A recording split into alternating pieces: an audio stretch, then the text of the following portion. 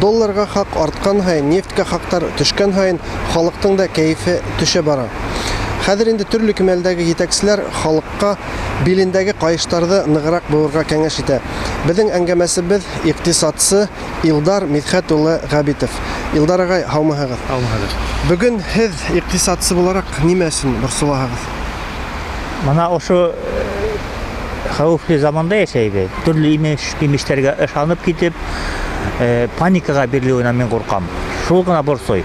Әгәр дә халык шул имешкә ышанып, паникага бирелеп, мәсәлән, банкта яткан акчаларын алып, булган гына акчаларын товар сатып алуга юнәлтә башлаһа, бездә ошо паника домино эффекты менән әдрәк кенә хәлде мөшкилгә алып барып җиткерү мөмкин. Менә шуннан гына борсылам.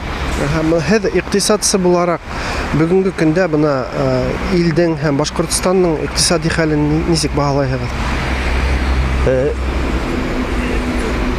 Бында күптәр куркытып маташа. Янәһе безнең хәлдәр бик мөшкил дип. Әмма ләкин мин бер яһәттән оптимист караштамын. Чөнки безнең Сокурдан тик оптимист караш кына булырга тиеш. Сокурдан сыгу өчен, өскә калкуу өчен ыңгай караш булды инде. Буныңга нигездер бар, чөнки хәзер дәүләт җитәкчелеге халык аңланы артка сигенергә урын калманы. Нефткә булган ышаныс, багалаган ышаныс тамамланды шикелле. Тимәк, реаль эшләр менән безгә шөгыльләнергә кирәк, үзебезнең икътисадты үстерергә кирәк, структур үзгәртүләргә хүздән эшкә күчәргә вакыт җитте.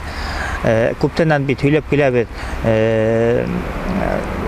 Икътисадты, сәнәгатьте үстерү, үзебезнең теге импорт алмаштыру турасындагы хүзләр буш кына булып калмас дип уйлыйм. Хәзер ең һәзганып эшкә тотынырга вакыт.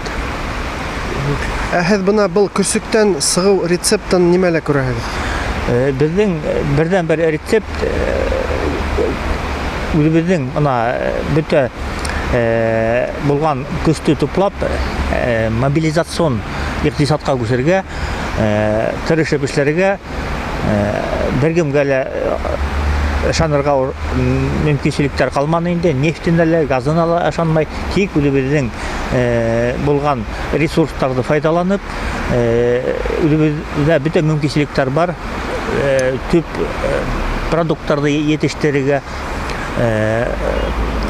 шуга теге һавадан төшкән, һавадан алма 5 авызыма төште, көтүп ятырга, туктарга вакыт уже.